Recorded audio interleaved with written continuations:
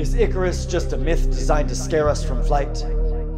Grounding us from heights we might aspire to, silencing the voice we choir through, binding our ambition like traditions and laws which tie us to competition, insisting we call it living. The lesson of this tale is that fear is not a teacher. Just ask the preacher who shouts damnation at the congregation. His pews are filled with kids, rams, ewes, people sheepishly keeping faith like livestock awaiting slaughter. Cattle before the hammer to wind up like pork chops on the platter.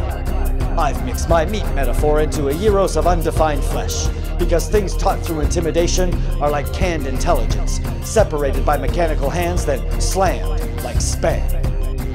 The lesson of this tale is that technology kills. Daedalus himself built Icarus' ill-fated machine, then instructed his son to stay away from creation, away from the sun. Icarus saw flight as celebration, freedom as revelation. Challenging his father's creation, he ascended and fell into legacy.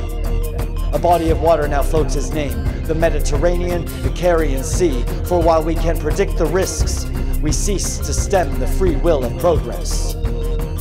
Our wings are not wax and borrowed feathers. They are made of shared experience, tethered together like ancient ancestry. Like a tapestry of niches, we stitch together pieces, trying to complete the whole. We suture each culture's injury with regrets, belatedly stringing nets of apology. I can be the apple of someone's iPhone 5, so long as workers in China at Foxconn factories forfeit their lives. The reality of employees jumping from dormitory balconies after chasing the failed promise of prosperity is a narrative to rival the myth of Icarus, a spiraling of consumer consciousness which exists in each of us, because the lesson of this tale is that on this continent, against our will, we are all born complicit to atrocity. This is the staple of the cynic's diet, the pulpit of academic bias, a culprit thieving our ambition, turning good intentions into algorithmic profits. Did Icarus see all of this? Witness it in that moment too close to the sun, when the wax liquefied and the feathers shed, each feather falling in wistful foreshadowing of the fall ahead.